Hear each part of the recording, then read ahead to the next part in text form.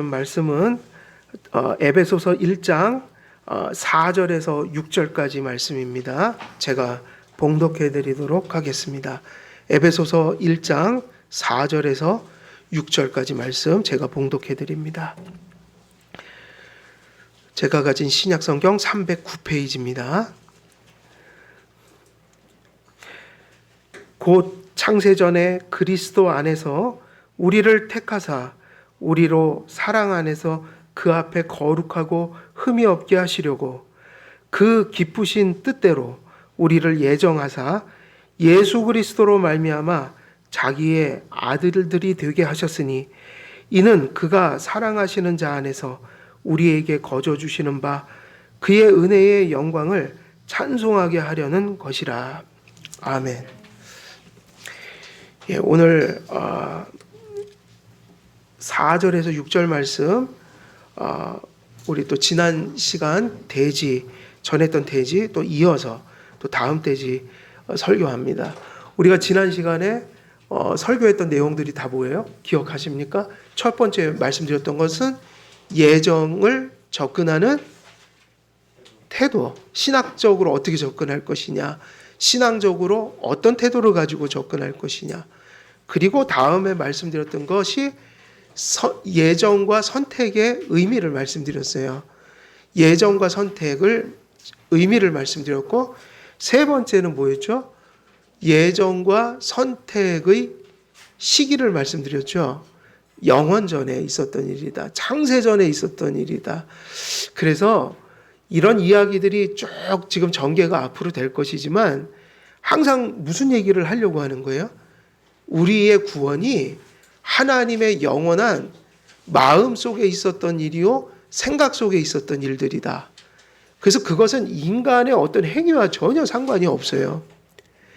그런데 그 하나님의 예정이 실제로 창조하시고자 했던 하나님의 작정이 창조 세계로 나타난 것처럼 하나님의 구원하시고자 하였던 계획이 예수 그리스도 안에서 성령을 통해서 우리 안에 실체화된다. 그래서 우리에게 나타난, 우리의 인격 속에 나타난 믿음과 열매와 이 모든 것들이 우리의 인격을 통해 나타나는 우리의 행위요, 생각이요, 또 모든 것이지만 그것이 다 어디서 온 거예요? 내 것이 아니라, 내 의가 아니라 다 하나님의 프로젝트 속에 있던 것이 한치의 오차 없이 펼쳐지고 있는 것이다. 우리의 무엇을 거슬러서요? 하나님을 어떻게 해서든지 벗어나고자 하는 우리의 죄성, 어떻게든지 하나님을 떠나가고자 하는 우리의 죄성, 그리고 할 수만 있으면, 틈만 있으면 하나님의 뜻에 어긋난 것을 행하고자 하는 그 마음, 언제나 하나님께는 관심이 없고 언제나 세상에 관심을 두는 이 악한 본성을 가진 우리의 죄성을 거슬러 그것과 싸우시면서 결국은 하나님이 원하시는 자리에 우리를 이끌어내시고 마는 그러한 하나님의 계획의 성취. 그래서 되게 인격적으로 얘기를 해야 돼요. 로봇처럼 하나님이 뿅 하니까 탁탁탁탁 이게 아니라 우리는 하나님의 은혜를 받는 순간에도 계속 뭐 하죠? 항상 반항해요. 우리는. 하나님의 은혜를 받는 순간에도요, 우리는 우리의 육과 우리의 욕심과 우리의 바램 때문에 하나님의 말씀에 순종하는 걸 힘들어 알고 살아요. 대단한 자들을 부른 것도 아니고 하나님께서 로봇처럼 우리를 이끄시는 것도 아니라 끊임없이 반항하는 존재를 하나님의 우리의 이해할 수 없는 지혜와 능력으로 인격적으로 다가와서 우리를 그렇게 만들어가고 계신 거예요. 이해되십니까? 그래서 내가 세상을 살면서 내 자신을 봐도 지금 말씀드린 그런 게 없는 사람은 없어요. 어떻게 해서든지 하나님 말씀을 거역하려고 하는 본성이 가슴 속에 있어요. 내가 그렇고 내가 발견한, 내가 목회하면서 본 모든 성도들 속에 그런 게 없는 사람은 존재하지 않았어요. 그런 분 계시면 좀 나오셨으면 좋겠어요. 이 앞에 나오시면 제가 배울게요. 그런 죄가 없는 사람이 있다면. 그래서 우리는 예배 시간에 또 집에 돌아가서요, 자기 자신이 죄인인 걸 알고 살아야 돼요. 그래서 기도한 대로 감정 따라 살면 안 돼요. 내가 하고 싶은 걸 다 하고 내가 싫은 거는 싫은 거고 이러면 안 되고, 내가 싫은 것을 할 줄 알아야 돼요. 여기 대단한 이익이 있어도 그걸 내려놓고 이게 하나님 뜻인지 아닌지를 생각하면서, 세상 일이 아무리 바쁘고 세상에 아무리 좋은 것이 있어도 이게 신앙적으로 유익한가 아닌가를 우리는 정말 깊이 생각을 해야만 그나마 신앙생활을 조금 바르게 할 수가 있는 거예요. 무슨 얘기냐? 아무도 내 생각이 옳다고 그렇게 단정짓고 나를 관리하지 않으면서도 신앙생활 잘할 수 있는 사람이 세상에 있느냐? 그러면 있어요, 없어요? 없어요. 그래서 성경에서 뭐라고 그랬냐면, 선줄로 알면 어떻게 해라? 넘어질 줄 두려워하라. 넘어질까? 근데 사람들은 보통 이고집이 있어요. 자기는 옳다는 거예요. 나는 괜찮다는 거예요. 근데 그런 사람은 없어요. 그래서 너무 자기를 과대평가하면 안 돼요. 우리의 신앙의 싸움이란 건 참 어려운 거예요. 사도 바울이 오죽했으면 자기를 뭐라고 그랬어요? 거듭나기 전에 얘기한 게 아니라 거듭나고 나서 한 얘기가 오호라 공고한 나로다. 그러면서 자기를 뭐라고 규정했어요? 자기 자신을 죄인의 괴수로다. 우리는요, 이렇게 하나님께서 주일을 매주 허락하시는 이유를 깨달아야 돼요. 이런 주일이 없이는요, 자기를 돌아보지 않아요. 이렇게 주일날 받은 말씀을 가지고 또 하루하루를 살면서 오늘도 눈을 뜨면 기도하고 또 들었던 말씀 기억하면서 오늘 하루를 말씀대로 살아야지. 이렇게 하나님 앞에서 교제하지 않고는요, 절대로 성화가 될 수가 없어요. 그 성화는 은혜의 수단을 통해서 이루어지는 거예요. 그러니 이 삶이 힘든 거죠. 그런데 그래서 예정론을 가르치는 거예요. 근데 그게 야, 네가 하는 거고 다 네가 타고난 본성을 따라 하는 거고 이렇게 하나님 말씀해 버리시면 우리는 절망에 빠지고 말아요. 왜냐? 정말 정직한 사람은 자기를 돌아보면 소망이 없는 거거든요. 그러니까 뭐를 가르쳐 주신다고요, 지금? 에베소서에서 4절에서 6절에서 예정을 얘기하는 거예요, 바울이. 왜? 그지, 어렵지. 네 속에 그런 죄가 있어. 그런데 계속 믿어야 돼. 계속 싸워야 돼. 그리고 실망하면 안 되고 계속 앞을 향해서 나아가야 돼. 왜 그런지 알아? 네가 잘나서 그런 게 아니라 하나님이 너에게 구원을 주시기로 결정하셨어.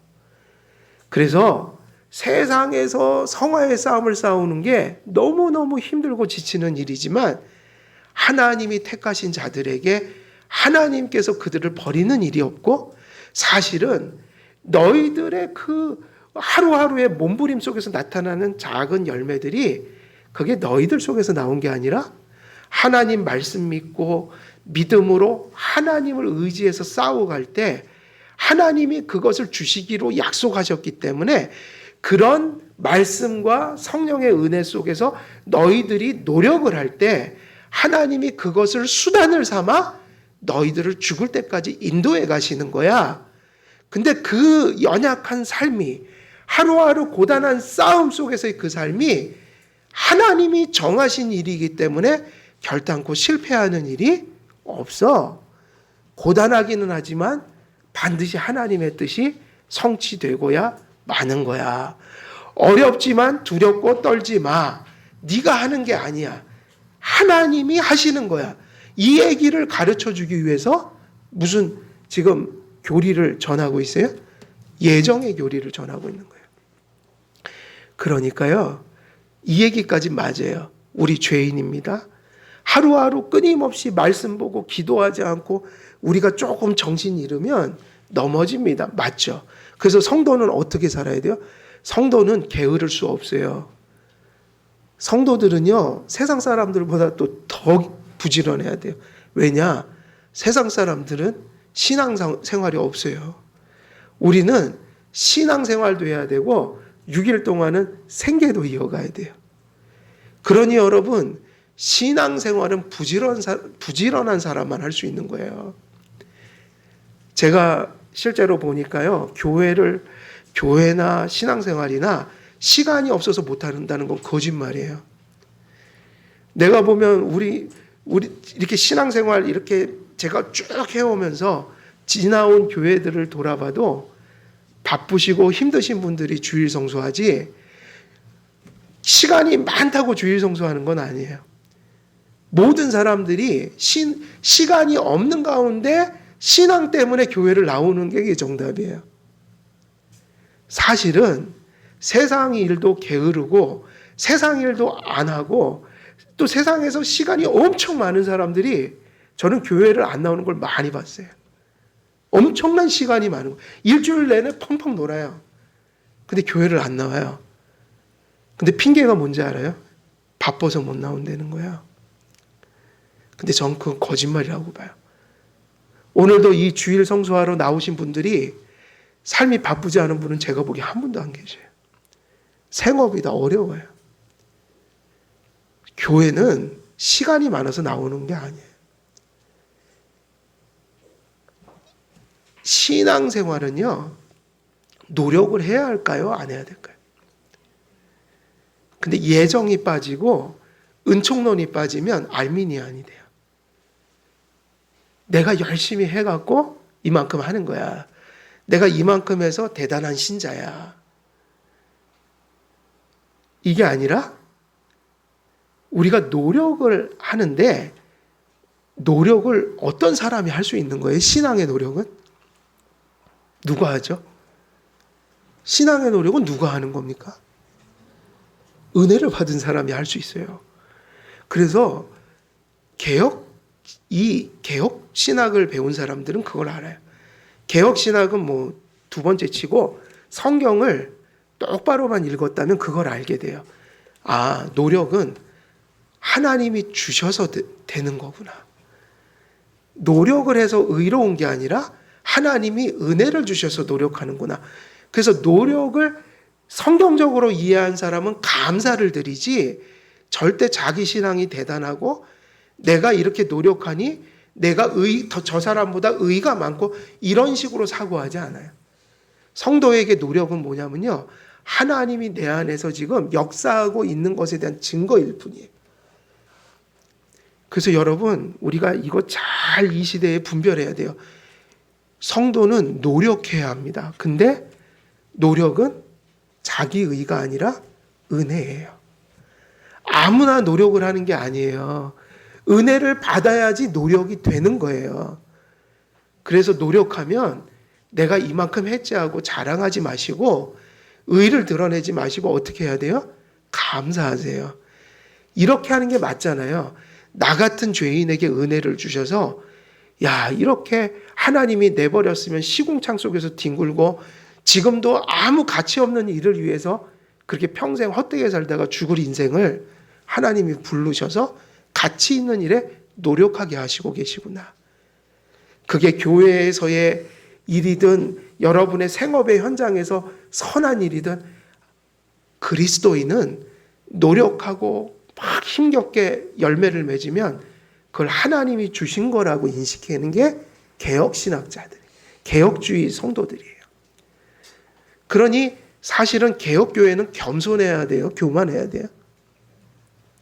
이게 되게 중요한 얘기예요. 개혁신학을 배울수록 겸손해지는 게 정상이에요? 교만해지는 게 정상이에요? 예, 개혁교회만큼 경건을 강조하는 그런 교단도 없어요. 근데 개혁주의는요, 원래 그렇게 하나님 앞에 바로 예배드리고 바로 사는 걸 강조 많이 하거든요. 근데 개혁주의는 정말 겸손한 신앙을 가르쳐요. 왜? 하나님의 절대 주권과 뭐를 강조하니까? 은혜. 그래서 내가 열매를 맺으면 맺을수록 고개를 숙이고 하나님께 감사하고 그러거든요. 그러니까 개혁주의 한답시고 교만한 사람들은 얼마나 개혁주의를 잘못 이해하는 거예요. 그거는 개혁주의와 상관이 없는 거를 배운 거예요. 개혁주의에서 절대 주권과 하나님의 절대적 은혜를 빼면 뭐를 가르치겠습니까? 근데 교만해져요? 있을 수가 없는 일이죠. 모든 게 하나님의 주권이라 하면서, 모든 게 은혜라고 하면서 어떻게 자기 의를 드러내냔 말이에요. 그거 자체가 잘못 배운 거라고요. 개혁신학을 잘못 배운 거예요. 그래서 우리가 지금까지 말씀드린 이러한 예정론의 지금 각 대지들은요, 결국은 결론이 항상 무슨 얘기를 하는 거죠? 하나님이 하셨다는 거예요. 하나님의 영원한 계획 속에 있었다는 거예요. 예를 들면 오늘 내가 믿는 거, 누구의 계획 속에 있었던 거예요? 오늘 내가 믿었어요. 믿었더니 삶이 바뀌었어요. 회개하고 삶이 바뀌어요. 이건 내가 하는 게 맞잖아요. 그죠? 인격 속에서 나타나잖아요. 근데 사실은 내 인격 속에서 일어난 이 일이 누가 하신 거예요? 하나님이 내 속에서 일하고 계신 거예요. 내가 오늘 교회에서 선한 봉사를 했어요. 내가 오늘 저 세상에서 일하면서 생업 속에서 만나는 자들에게 선을 베풀었어요. 내가 한 게 맞죠? 그죠? 내가 한 거예요. 내 인격이 한 거예요. 근데 누가 내 속에서 주신 열매예요? 그 삶이 누구의 생각 속에 있었던 삶이 지금 이렇게 펼쳐지고 있는 거예요. 나를 통해서. 하나님의 예정 속에 있었던, 하나님의 계획 속에 있었던. 그래서 성도들은 재미있어요. 신앙생활이. 어려움이 와도 하나님이 나와 함께 하시고 나에게 모든 것이 합력하여 선을 이룬다는 계획을 가지고 계셨기 때문에, 야, 이 어려운 일이 또 지나가면 또 이것을 어떻게 하나님이 역사하셔서 또 나로 지나가게 하실까? 야, 이게 내게 홍해가 되고 이게 내게 유월절이 되고, 이것이 여리고성을 무너뜨렸던 그 이스라엘 역사의 사건이, 야, 고난이 다가올 때마다 또 하나님이 내 안에서 무슨 역사를 일으킬까? 무슨 계획을 가지고 계실까? 그러니까 고난이 먼저 보이면 안 되고, 고난이 찾아오면요, 이걸 통해 하나님이 무슨 생각을 또 하고 계셨을까라고 기대하는 사람이 고난을 이길 수 있는 거예요. 그래서요, 오늘은 지금 같은 얘기가 반복되고 있지만 대지가 다 다른 거예요. 하나님의 선택의 시기, 영원전이다. 그 얘기도 그 얘기라는 거죠. 영원전이니 우리가 태어나기도 전에 모든 일을 이루셨다. 이건 우리가 한 것이 아니다. 그 다음에 오늘은 그 다음 대지예요. 선택과 예정의 원인을 얘기해요. 우리가 하나님이 보시니까, 야, 저 녀석을 택하면 미래를 한번 내다볼까? 아이고, 미래를 보니까 참 잘 살겠네. 하나님 잘 믿고 참 열심히 신앙생활을 하겠네. 하나님이 그래, 저 보니까 잘 믿을 것 같으니까 택하자, 이러셨을까요? 그러니까 그 사람이 잘하는 것을 보시고 택한 거예요? 그러면 그게 바로 알미니안주의예요. 그게 예지예정이라고 부르는 거. 봤다는 거예요. 하나님 예지. 근데 의지는 없어요. 알미니안에서는요, 하나님이 구원하고 싶어도 그 사람이 안 믿으면 못 구원해요. 그러니까 구원하시고 싶은 사랑은 있는데 실패하고 말아요. 하나님. 말이 안 되는 거예요. 신론이. 그게 알미니안이라고요. 예지예정. 우리는 이중예정, 절대예정이에요. 하나님이 아실 뿐 아니라 하나님이 행하신 걸 아는 거예요. 그러니까 그 사람에게서 미래에 나타날 일은 누구의 의지로 나타난 거예요? 하나님이 그렇게 계획하시고 발동하신 의지가 이루어진 걸 보시는 거라고요. 그래서 지금 이 대지는 뭐를 강조하냐면, 선택과 예정의 원인은 인간에게 있는 게 아니라는 거예요. 우리가 잘 살 것 같아서, 잘 믿을 것 같아서, 하나님 말씀 잘 들을 것 같아서 우리를 택한 게 아니라 절대로 하나님 안 믿을 인간을 택해 주신 거라고요. 우리를 언제 사랑하셨죠? 여러분이 뭘 잘할 때 사랑하고 이런 게 아니라 죄인일 때 사랑했고, 가장 여러분을 대적할 때도, 하나님을 대적할 때도 사랑하셨기 때문에 어떤 순간에 거기서 끄집어내신 거라고. 그래서 요한은 하나님이 우리가 하나님을 사랑한 게 아니라 하나님이 우리를 먼저 사랑했다고 기록하고 있어요.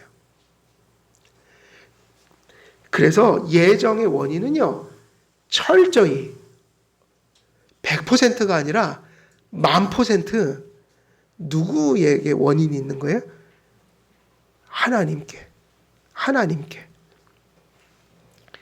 그게 누구에게 펼쳐지는 거라고요? 우리가 믿고 착해지고 변화되는 거는 하나님의 의지가 인격에 떨어져서, 그 은혜가 떨어져서 우리의 것으로 나타나는 것이다. 그래서 그 말씀을 어디서 얘기하고 계시냐면 5절 상반절에 보면 뭐라고 그랬죠? 이 말씀이 바로 그 말씀이에요. 하나님의 절대적인 의지의 원인이 있다. 그 5절에 거기 한번 읽어볼까요? 시작. 그 기쁘신 뜻대로 우리를 예정하사 예수 그리스도로 말미암아 자기의 아들이 되게 하셨으니, 이 아들이 되는 것까지가 목적인데, 이게 목표인데, 앞에 나오는 건 다 뭐죠? 창세전에 그리스도 안에서 택하셨다. 그의 사랑으로 택하셨다. 5절에서는 뭐죠? 그 기쁘신 뜻대로. 아주 정확하게 표현되어 있죠? 우리를 뭐 했다? 예정했다고 성경에 돼 있잖아요. 근데 그 예정이 무엇으로 했다고요? 그 기쁘신 뜻대로. 그리고 그 이루시는 방법은 뭐였냐면 그리스도로 말미암아. 다 하나님과 예수님께 달린 거예요. 우리의 얘기가 아니라고요. 우리가 주목할 것은 뭐냐? 그 기쁘신 뜻대로 우리를 예정하사, 그럴 때 그 기쁘신 뜻대로라는 말이에요. 이게 되게 중요해요. 자, 그 기쁘신 뜻이라는 것은 두 단어가 이렇게 합쳐진 단어예요. 그래서 문구예요. 그래서 기쁘신은 뭐냐? 유도키아라는 단어하고 뜻이라는 텔레마라는 단어, 다른 단어가 지금 두 개가 이렇게 됐거든요. 그런데 이 말의 뜻을 한 단어씩 살펴보면 이런 구조로 되어 있어요. 뭐뭐 하신 뜻이 기쁘신이라는 말에 들어있고, 뭐뭐 하신 뜻, 그리고 뒤에다가 텔레마라는 그 뜻이라는 말을 또 붙인 거예요. 그러니까 우리 말대로 이렇게 직역을 한번 하면, 예를 들면 하나님의 기뻐하시는 뜻, 그리고 뜻대로, 이렇게 뜻을 몇 번 썼어요? 이건 우리 어법에는 안 맞죠? 근데 헬라어의 기쁘신이란 말 속에 이미 하나님의 선하신 뜻이라는 뜻이 담겨 있고, 거기다가 다른 단어를 사용해서 뜻이라는 것을 굳이 한 번 더 사용해 줬어요. 그러니까 무슨 단어가 두 번 사용된 거예요? 뜻. 그래서 뜻이 강조되어 있다. 그래서 그거를 좀 풀어보면, 일단은 앞에 기쁘신이라고 우리가 형용사 수식어구로 붙여준 그 말에 이런 뜻이 있어요. 선한 뜻, 즐거운 뜻, 만족스러운 뜻, 이런 뜻이 담겨 있는 거예요. 어디예요? 기쁘신, 유도키아에. 자, 그래서 이 기쁘신이라는 말이 무슨 뜻이냐면, 좋은이라는 유와 그 다음에 의견이라는 도코스가 합쳐진 합성어인데, 유도키아의 그 뜻은 그러니까 좋은, 뭐죠? 좋은 의견, 뜻, 의지, 이런 뜻이에요. 그래서 보통 이것을 어떻게 푸냐면 선한 의지, 그래서 앞에 기쁘신이라는 말은 선한 의지, 선한 기쁨, 또 혹은 즐거운 만족. 그래서 여기서 핵심은 뭐냐면 기쁘다, 그리고 즐겁다, 그리고 만족스럽다, 이런 뜻이에요. 기쁘신이란 뜻은. 그래서 여기서 이 기쁘신이라는 말이 담고 있는 것은 이런 정서를 담고 있어요. 무슨 만족을 얻기 위해서, 기쁨을 얻기 위해서 무언가를 열망한다는 뜻이에요. 열망한다. 하나님께서 열망한다는 거예요. 이 열망한다는 말하고 좀 비슷한 단어가 하나 있죠. 뭐가 있을까요? 여러분이 무엇을 열망한다고 그럴 때 그것을 무슨 단어로 보통 써요? 소원. 뭐를 소원한다. 근데 하나님께는 소원이란 말을 쓰는 건 아니에요. 왜 그럴까요? 그 어법에 맞지 않는 게 소원은 결핍에서 오는 게 소원이거든요. 우리는 뭘 소원할 때 결핍이 돼서 소원해요. 뭐가 부족하니까. 그래서 물이 없으면 물을 소원하고 사랑이 부족하면 사랑을 소원하고 또 돈이 너무 없으면 돈을 소원하게 되고 그죠? 이런 게 소원이에요. 그러니까 우리에게 있어서의 열망 소원은 다 어디서 오는 거예요? 부족함, 결핍에서 오는 거예요. 그래서 그리스 철학에서는 그걸 에로스 뭐 그렇게 하죠. 에로스. 또 무슨 사랑이요? 아가페까지 안 가는 사랑. 그 이전에 있는 사랑. 그래서 그 그리스 사랑도 신적 사랑을 얘기하지만 결핍에서 오는 사랑을 얘기하거든요. 결핍. 그래서 우리가 보통 소원하는 건 거의 다 우리가 없어서 우리에게 결핍되어서 필요에 의해서 갈망하는 게 많아요. 근데 하나님은 필요한 게 있으세요? 없으세요? 없어요. 그래서 열망이라는 말을 그런 의미에서 부족함이 없는 상태에서 하나님 자신이 뭐가 부족해서 원하는 게 아니라 그래서 이 얘기가 나와요. 절대적으로 당신이 그렇게 의지하시고 바라시기 때문에 행하시는 의지. 결핍이 아니라 하나님 속에서 나온 결핍이 아닌 당신의 절대적인 의지적인 어떤 바람인 거예요. 그래서 우리는 보통 하나님께 소원이라는 말은 좀 쓰지 않는 게 좋고 열망이라는 말을 쓰더라도 하나님은 결핍 속에서 뭐를 구하는 게 아니다. 예를 들면 우리를 사랑하신다고 그럴 때 하나님이 우리의 사랑이 필요할까요? 안 필요할까요? 우리들의 사랑. 하나님에게는. 우리는 하나님 사랑이 필요하지만 하나님은 우리의 사랑이 필요 없는 분이에요.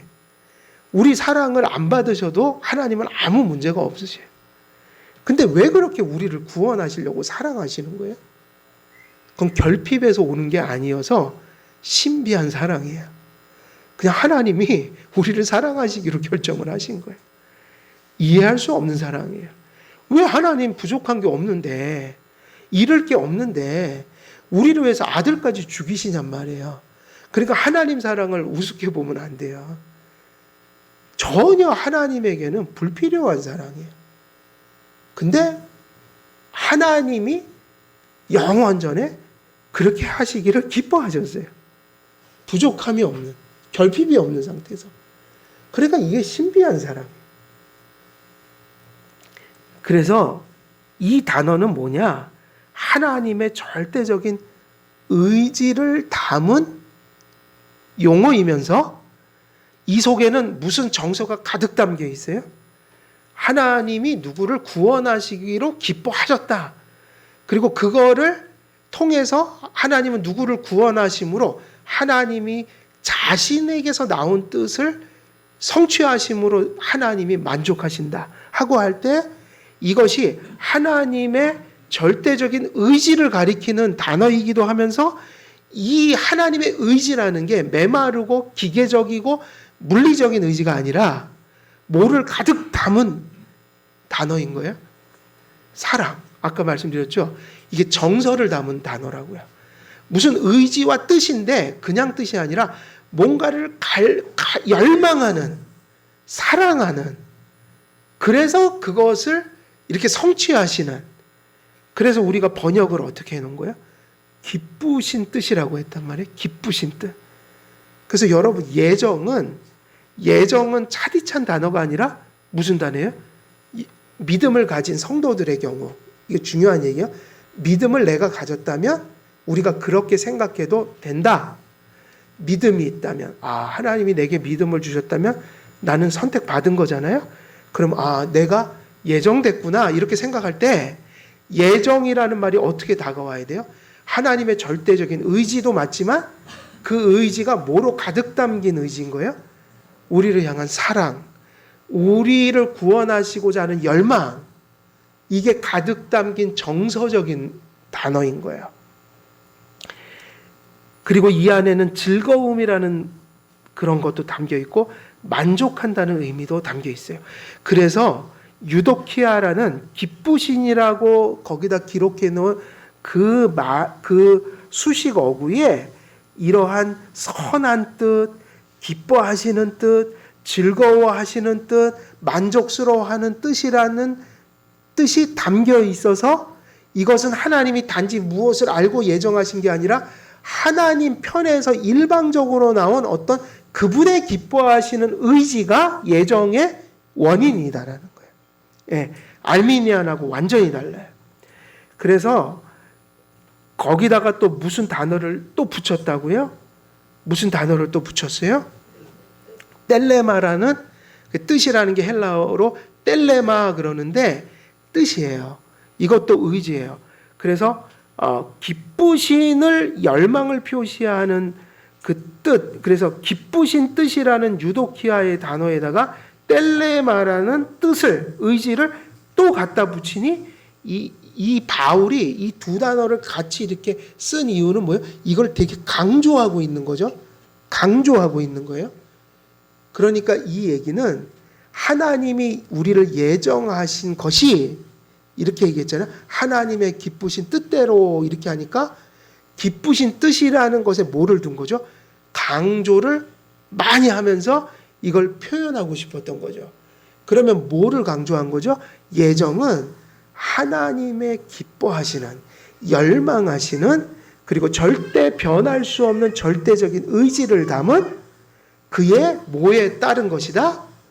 뜻에 따른 것이다. 사랑에 따른 것이다. 기뻐하심에 따른 것이다. 이거를 강조하고 있는 거예요.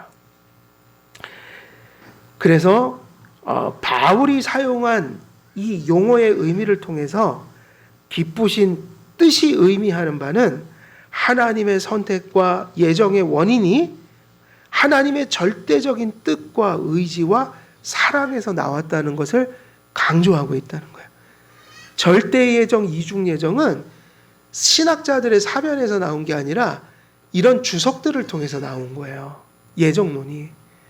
그건 철학이 아니에요. 성경 해석에서 나온 거예요.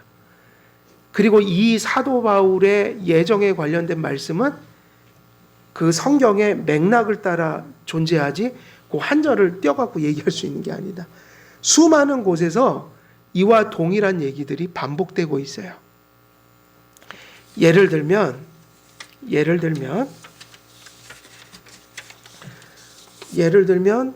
우리가 요한일서를 보면요. 요한일서 17장 24절을 보면 뭐라고 되어 있냐면 아버지여 내게 주신 자도 나 있는 곳에 나와 함께 있어 아버지께서 창세전부터 나를 사랑하심으로 내게 주신 나의 영광을 그들로 보게 하시기를 원하옵나이다. 이렇게 했거든요. 이게 예수님의 요한복음에 나오는 중요한 중보기도예요. 중보기도. 근데 여기서 뭐라고 했냐면 아버지여 내게 주신 자도 나 있는 곳에 나와 함께 있어 그랬거든요. 그러니까 지금 예수님께서 그 지금 중보하는 대상이 모든 사람이 아니고 구원받을 사람들을 위해서 기도하는데 그 사람들을 누가 주셨다고 하는 거예요? 누가 주신 거예요? 예수님께. 아버지 성부가. 항상 예수님은 그렇게 말씀하셨어요. 자기가 위하여 기도하는 자는 누구냐면 하나님이 자기를 위해서 주신 자들이다. 근데 여기서 에베소서하고 똑같은 얘기가 나와요. 창세전부터 나를 사랑하심으로 내게 주신 나의 영광을 그들로 보게 하시기를 원하옵나이다. 언제 예수님을 성부가 사랑하냐면 영원 전에. 삼위간의 사랑은 영원한 거잖아요. 근데 사랑하셔서 내게 주신 자 그랬으니까 그 주신 거는 언제 주신 걸까요? 창조하고 나서 주신 걸까요? 창세 전에 주신 걸까요? 그러니까 이 창세전이라는 것은 이거 한 구절로 하면 헷갈리니까 또 어디다 기록해놨어요? 하나님이? 에베소서 지금 우리가 설교하고 있는 본문에 창세전에 그리스도 안에서 너희를 택하시고 그랬거든요. 친절하게 또 반복하고 있는 거예요. 명시적으로 나왔던 암시적으로 나왔던 성경은 전체를 주석하고 해석하면 이러한 하나님의 주권과 예정이 명시적으로도 나오고 맥락적으로도 나와요. 그래서 종교개혁 때 사실은 이 종교개혁자들이 화형을 당하고 죽음을 당하고 재산을 몰수당하고 자기의 조국에서 쫓겨나고 이럴 때 그렇게 그들을 로마 카톨릭으로 하여금 핍박받게 했던 교리 중에 하나가 뭐냐면 이 예정론이에요. 트렌트 공의의 카톨릭의 교리서를 보면 종교개혁 당시에 그렇게 카톨릭 사람들이 신앙 고백을 만들었어요. 누구든지 미리 선택을 받았다고 하는 자들은, 하나님의 절대적인 의지에 의해서 선택을 받았다 하는 자들은 저주가 있을지어다 이렇게 써있다. 그래갖고 잡아다가 죽였다고요. 이 교리는, 이 성경 해석은 우리 장로교회 입장에서 보면 피 흘리면서 지킨 교리예요. 피 흘리면서 지킨 교리라고요. 이런 교리들이 우리는 지금 아주 편안하게 듣고, 저도 신학교에서 편안하게 주장하고, 그죠? 지금 제가 이런 설교한다고 잡아갈 사람 없잖아요. 얼마나 편안한 시대를 살아가요? 근데 종교개혁 때는 이것 때문에 잡혀가서 죽었다고요. 그래서 성경이요, 피 흘려서 지킨, 하나님이 이걸 주신 책이고, 이 성경을 성경대로 개혁주의자들이 해석했기 때문에 그들도 그렇게 피를 흘리면서 죽었어요. 그래서 우리는 감사하면서 이 교리를 대해야 돼요. 얼마나 그들이 성경을 해석하고 이 교리를 당시에 전수하기 위해서 책을 쓰고 목숨 걸고 이걸 전수해갖고 지금 그 책들이 이어지고 교회의 신앙이 이어져서 지금 예정을 저도 배워서 전하는 거잖아요. 이것이 얼마나 많은 대가를 치르고 우리에게 전해지는 교리인지 몰라요. 그래서 하나님께서는 아담 안에서 죄인되어 그 진노가 머리 위에 머물고 지옥의 불못에서 영원히 형벌받을 우리들을 구속받을 자들로 선택하셨다. 이것도 되게 중요하다. 우리를 어디서 선택하셨냐면 모든 사람이 아담 안에서 죄인이죠. 그럼 우리도 어디 안에 있었던 거예요? 우리도 아담 안에. 그러니까 우리는요, 잘 살아서 우리가 하나님 골라낸 게 아니라 우리도 똑같이 죽을 인생이었고 지옥 가서 합당한 인생들이었어요. 그런데 우리는 그 지옥 가서 합당한 인생들은 당연히 지옥을 가야 되잖아요. 지금도 지옥 가는 사람이 있는데 놀랍게도 우리에게는 그 공의의 심판을 내리지 않고 거기서 건져줬다는 거예요. 그래서 더 간절히 감사해야 돼요. 어떤 사람은 정당하게 지옥 가는 거예요. 불공평해서 지옥 가는 게 아니라 아담 안에서 모든 사람이 죄인이기 때문에 지옥을 가는데 우리는 거기서 건짐을 받았으니 얼마나 더 감사하고, 그리고 여러분 그렇게 예정이 되어 구원받았으니 우리에게 주어진 남은 생이 있잖아요. 그걸 막 살면 되겠어요, 안 되겠어요? 지금도 지옥에 떨어지는 자들이 있잖아요. 예수 안 믿고 회개 안 하고 지옥 가는데 거기서 건짐을 받고 나서 하나님 믿을 때나 안 믿을 때나 똑같이 살려고 하면 되겠어요, 안 되겠어요? 그것은 예수님을 2번 십자가에 못 박는 일이에요. 하나님이 나에게 특별한 은총을 주셨고 다른 사람들이 받지 못하는 은혜를 받았고 그것을 또 그냥 주신 게 아니라 예수님을 희생시켜서 성취한 거잖아요. 대가를 치르고. 그걸 안다면은 내가 남은 인생을 시궁창 속에서 뒹굴면 안 된다. 허물과 죄로 죽었던 때처럼 살아서는 안 된다. 지금도 부족하지만 최선을 다해서 죄와 싸우고 용서 안에서 더 잘 살려고 노력하고, 이게 정상적인 은혜관인 거예요. 여러분, 죄 짓는 걸 합리화하면 안 돼요. 그건 이미 구원관이 잘못되어 있는 거예요. 그렇게 사고할 수가 없어요. 하나님의 은혜와 선택을 바로 이해했다면 이 새로 주신 삶이 감사하고 감사해서 조금이라도 제가 부족하지만 하나님 바르게 살게 해주세요. 이 기도가 터져 나오지, 절대로 자기 죄를 합리화할 수는 없는 거예요. 그래서 우리가 기억할 게 뭐예요? 어디서 구원을 받았다? 아담 안에서 모든 사람이 죄인 되었을 때 우리도 그들과 똑같은 처지에 있던 존재들이다. 원래는 공의로 심판을 받아야 됐는데 하나님이 이해할 수 없는 사랑으로 나를 건져내 주셨다. 그러니까 어떻게 살아야 된다고요? 우리에게 이제 거듭났어요. 이제 회심했어요. 세례를 받고 교인이 됐어요. 어떻게 살아야 될까요? 남은 시간을 최대한 하나님께 감사하는 마음으로 그의 부합한 삶을 살도록. 그렇다고 해서 또 부족하다고 절망하면 돼요, 안 돼요? 당연히 부족한데 부족하다고 절망하면 잘못된 거죠. 그래서 용서를 의지해서 또 오늘도 포기하지 않고 어제보다 조금 나은 삶을 살기 위해서 회개하고 나가면 되는 거라고요. 하나님이 완전한 것을 요구하는 게 아니라 그 감사의 태도를 바라시는 거예요. 그래서 여러분이 부족해도 받아주셔요, 안 받아주셔요? 받아주신다고요.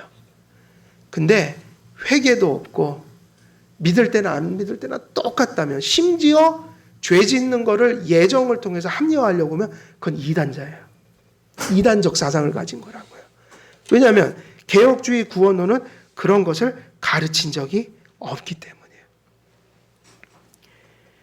그래서 로마서 5장 8절에 이런 말씀을 하세요. 우리가 아직 죄인 되었을 때 똑같은 얘기를 하는 거예요.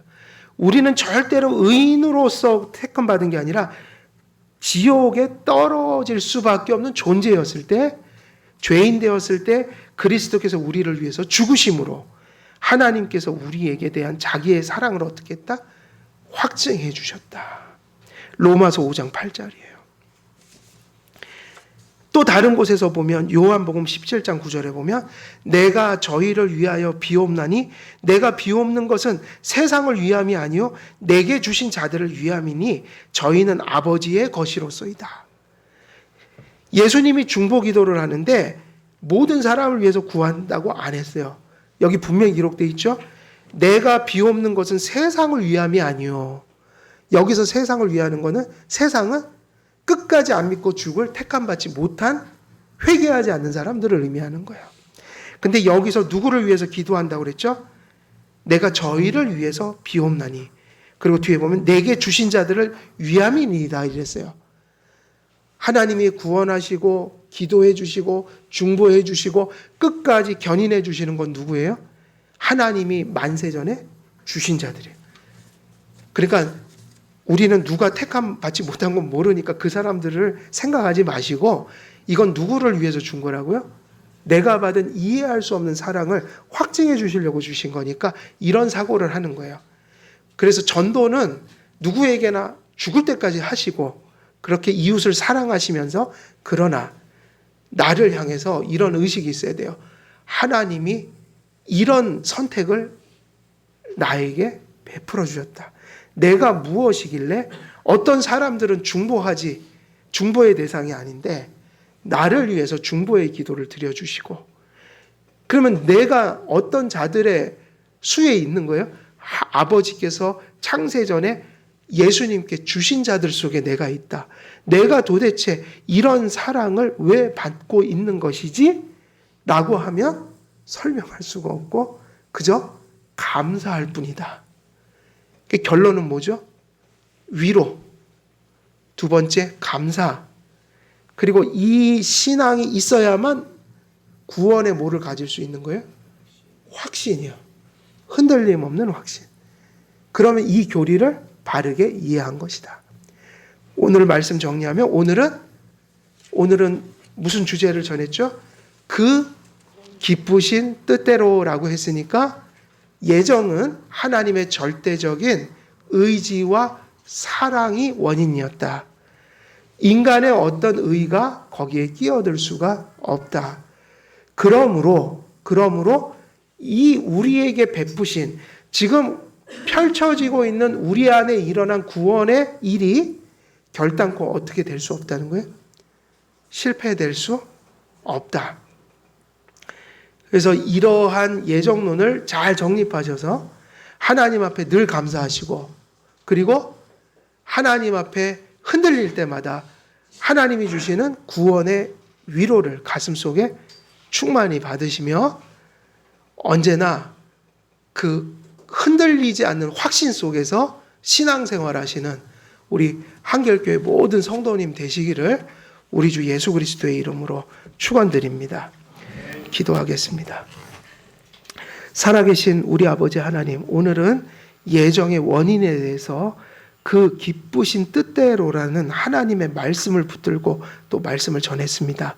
전한 말씀이 깨달아지게 하옵소서. 그리고 가슴속에 확실히 믿어질 수 있도록 역사해 주옵소서. 그리하여 성령의 충만함 속에 우리의 연약한 이 고단한 인생 속에 그 교리가, 그 말씀이 우리에게 위로가 되고 감사가 되고 확신이 될 수 있도록 성령으로 충만하여 주옵소서. 감사드리옵고 우리 주 예수 그리스도의 이름으로 기도드리옵나이다. 아멘. 우리